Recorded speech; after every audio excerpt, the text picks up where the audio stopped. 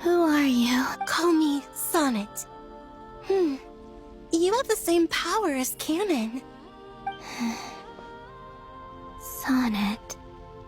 So, you're the goddess of the iridescent moon? Oh, goodness. You recognize me? Well then, what's your name? Columbina. Columbina Hyposelenia. Hyposelenia. What a lovely name.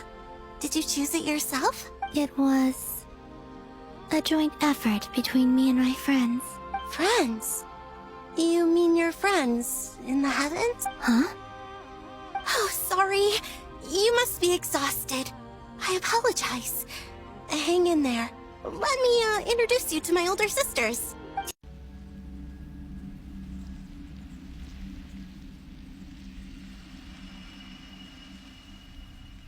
Sisters! I'm back! And look who I've brought with me.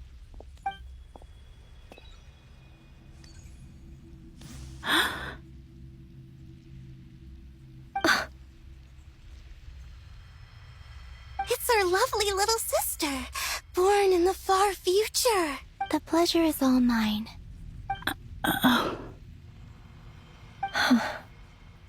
Allow me to introduce you to Columbina Hyposelenia. This is Arya, the goddess of the eternal moon. And this is Canon, goddess of the frost moon. Canon, don't you think Hyposelenia's power is similar to yours?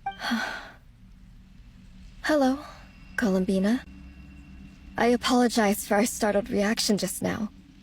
And please, forgive our little sister if she's been annoying you. She tends to talk a lot. It's fine. You seem shy. Don't worry, Columbina Hyposelenia. No one can hurt you here. Could you tell me where here is? Please. I must know. My dear sister, this is where Tevat's original ruler, the Dragon King Nibelung, imprisoned the moon goddesses. What? You're scaring her, Canon. No, I'm fine. Please, continue. Nibelung, our original master, created us in the distant past to maintain Tevat. But he left this world and traveled into the dark universe beyond, to explore worlds vaster still. Day and night, we fulfilled our duty in the heavens, until the day that the first Descender arrived. The great ruler of the firmament. The heavenly principles.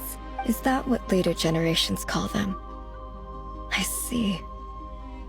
But we did not reject them at first, nor did they seem to harbor ill intent towards this world. We coexisted in peace. They were like a guest in our home. Slowly, however, we came to realize that our guest had a growing desire to change and dominate the world. And you didn't stop it? No. There was an order to the rules they set up that Nibelung never taught us.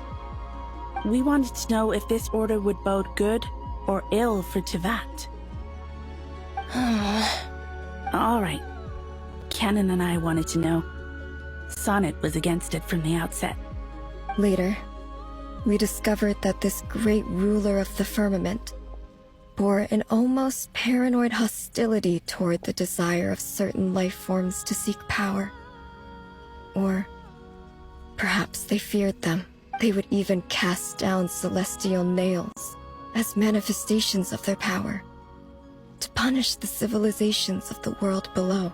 Only this was far beyond mere punishment. Right. Their rules brought order, but the price people paid for merely testing the limits of those rules was far too great. I did everything in my power to help the punished escape catastrophe, but still, too many lives were lost. The ancestors of the Frost Moon Scions were some of the ones you helped. But just when we had decided to take countermeasures, the Dragon King, Nibelung, returned. And so began the War of Funerary Flame. So, that's the name the world gave that war in the future. Well, who won in the end? As far as I know, The Heavenly Principles won, although it came at a great cost. They remained in Teyvat, where they continue to rule to this day, and the world's original master, the Dragon King Nibelung, was destroyed. And what of the moons? Are there still 3 moons in Teyvat's skies? You can tell us the truth, Columbina. We know we are but remnants of a bygone age. We are prepared for the answer. Only the Frost Moon remains. But it has been cast beyond the false firmament by the Heavenly Principles. The Eternal and Iridescent Moons were both shattered during the war. So death finally came for us in the end. Sonnet. But you're still here, aren't you? A moon goddess cannot live without her moon, Columbina. She's right. That's why I began to disappear. Because the Frost Moon is cut off by the false sky. How much worse it would have been if it were outright destroyed. Our souls may endure within this lunar palace, but if our moons are destroyed, Then we shall disappear the moment we depart from it. I'm sorry. There's no need to apologize to us, dear sister. If anything, we owe the world an apology. If only we'd decided to act sooner, rather than arguing amongst ourselves. all the more reason not to spend this time in regret and repentance. Instead, we should focus our efforts on how we might help our future sister. Sorry? Don't you see, Columbina, your story is not yet over. Is that not why you are here?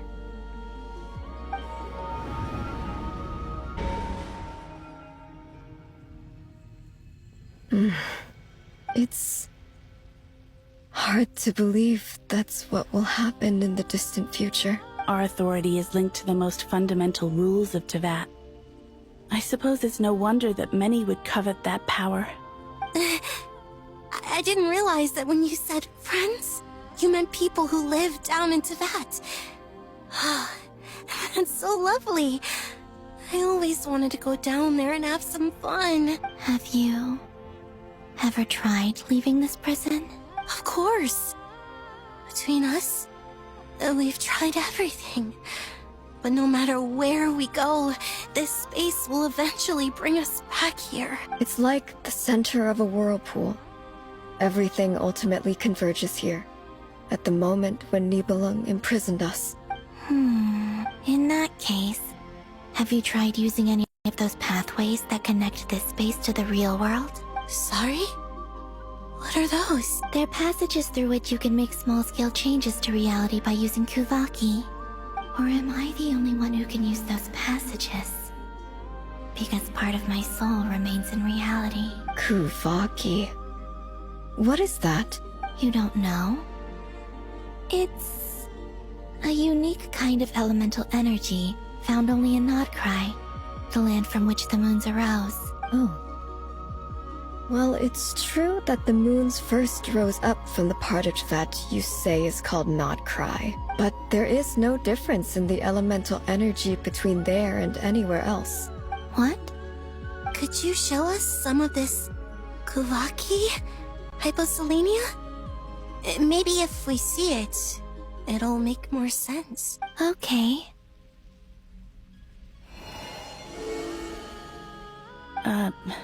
Isn't that just your power? What? But it's everywhere in Nodcry. In the air, in the land. Even the creatures who live there have adapted to its influence. How curious. This Kuvaki certainly did not exist anywhere in the world before we were imprisoned. Let alone influence living creatures. So, how exactly does it affect them anyway? Can they float in the air like us? This is so strange.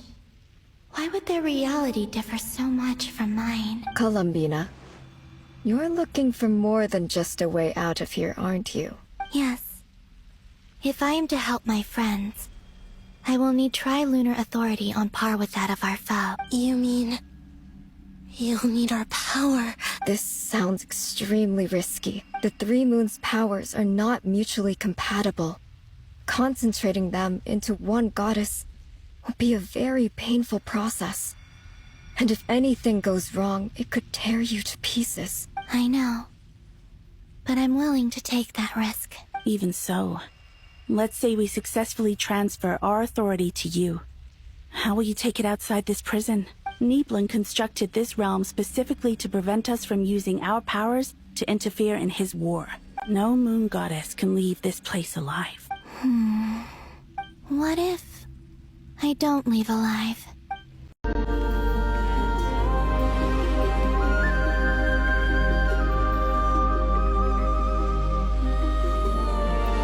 Have you figured it out, Columbina? Tell us, how do you plan to leave this place? I intend to die here, in this moment, and then be reborn in the future with the help of my friends. What? What are you saying? How can the dead be reborn? And how will you inform these future friends of your plans? You can't exactly leave oracles. Nothing can escape this place. Not a single ray of moonlight. And even if you found a way, what if they never find the message you left for them? You'll... No, that won't happen. Come again? They will find my message. I'm sure of it.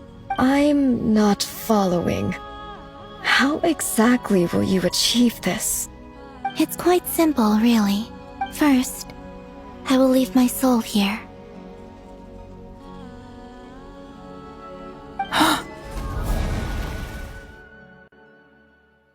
I see it.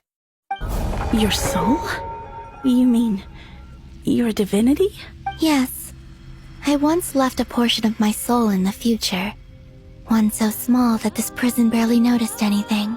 In this very moment, she can resonate with my soul across time. When the time comes, I believe that she can serve as an anchor to pull my soul from here back to the future reality. Just as gravity connects the world to the moon. Exactly. In the future, where I came from, the moon has been cast beyond the false sky, but I can still feel that it is there in a similar way. I can feel a connection to the soul fragment I left behind even now. My friends can use it to detect my presence. But how do you just leave your soul here? Is that even possible? On my way here, I met an ordinary mortal who entered this place long before I did. Her body is long gone, but her soul remains. And before that, I encountered an old enemy whose entire soul survives here intact, while the power that once corrupted his body has faded away. So, perhaps this space is specifically designed to imprison divinity and authority, but not the physical body. Still, even if your body can escape, would it not just be a lifeless husk without the soul inside? Wait, is that what you meant when you said you wouldn't leave alive? Yes, I shall turn my body into moonlight and pour it over Nodcry. That power shall protect the land and quietly blend into it, awaiting my soul's return in the future. However, I cannot do this on my strength alone. I would need your help to do this. So I'm humbly asking for your assistance. Oh, dear sister, you need not be so formal. As I said before, we are but remnants of a bygone age. You, on the other hand, were born alone in that distant future, and you have walked a long and lonesome road since then. How could I bear to let your story end here in this dungeon? Don't forget, we are your sisters, your family. Arya's right. Actually, I've always wanted a little sister. Can you imagine how it's been for me? Getting nagged by two older sisters all the time. Now, I finally get to be the big sis. And not just that, but I get to help you return to your world, too. How could I say no to that? Sonnet. Canon? I'm sorry. I know this is a bold request. The Frost Moon is rightfully yours, and it remains intact. Oh, no, please.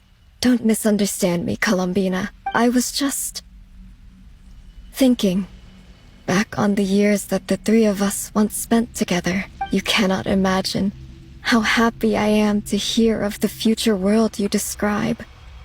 The Frost Moon Scions, your lovely, kindly friends. For the three of us, whose purpose in life was to maintain the peace in Teyvat, it is a great relief to know that the people of this world live in such an abundant future. If your plan can save them, and save, not cry, I will gladly give you all that I can. Besides, the three of us have been together since the day we were born. I could never abandon them to live on alone without them. Canon. Still, I do have one question I would like to ask you before we proceed. Certainly. What is it? Why do you cover your eyes?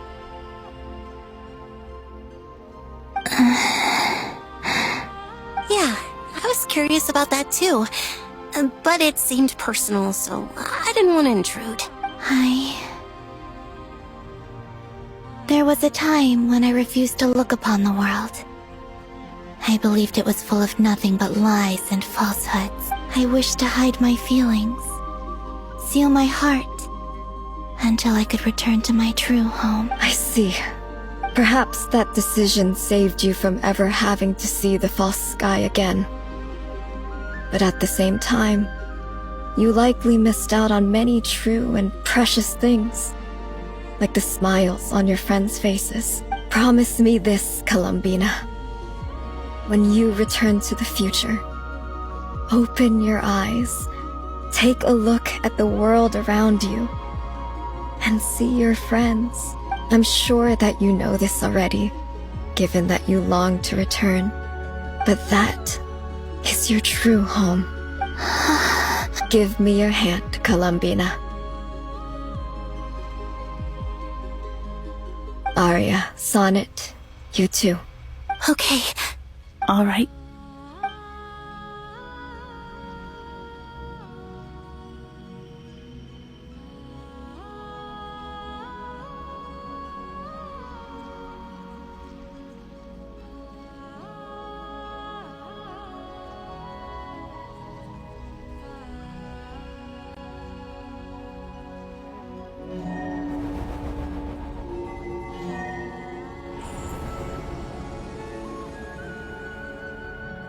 We once were the songs sung for eternity, but now it is you who must continue to sing. We once were the tides in the great river of time, but now we subside, and you arise. We were the messengers of madness and inspiration. But now, the lies have faded, and your truth must endure. We are souls awaiting the sun. You must return to be with those who smile when they see your face.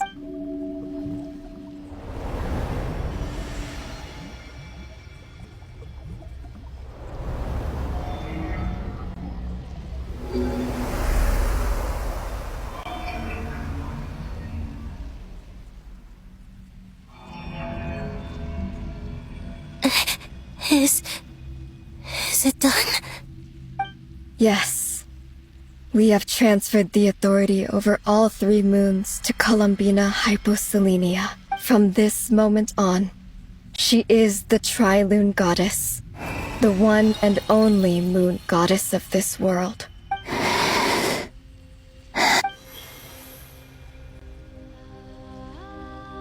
Thank you. Thank you, my sisters. Now go, and do what you believe is right, Columbina Hypo. Be aware that we cannot grant you the power of the three moons beyond these prison walls.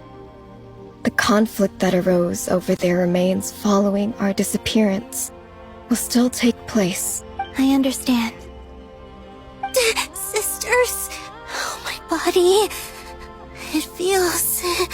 Now that we have given up our power and authority, our bodies are merely mortal shells.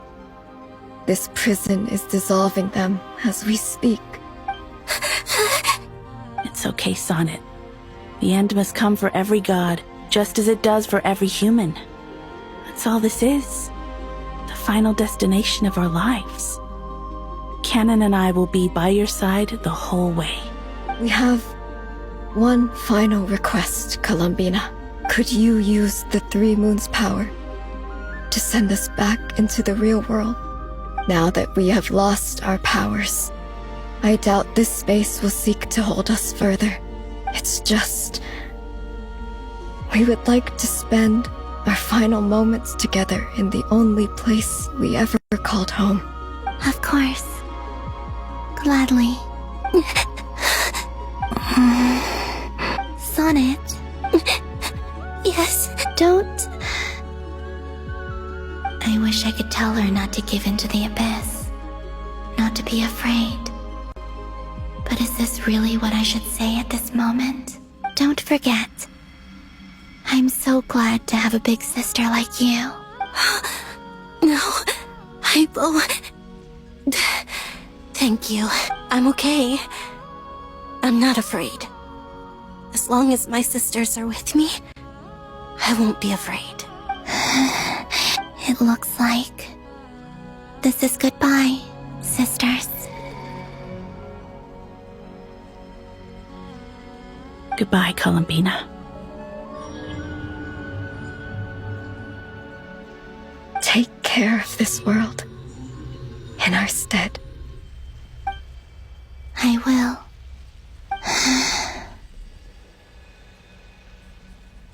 And now, it's time for me to bid farewell to my body, too.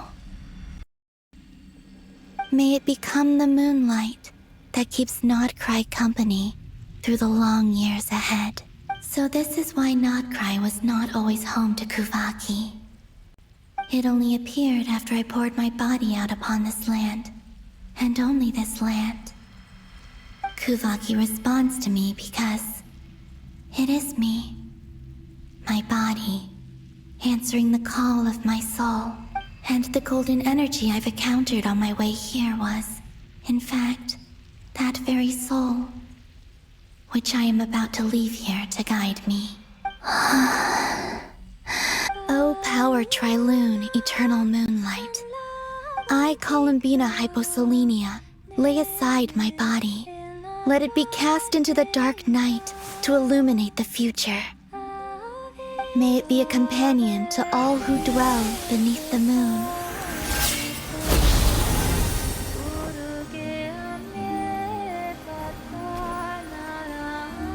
Until the time comes for me to return home.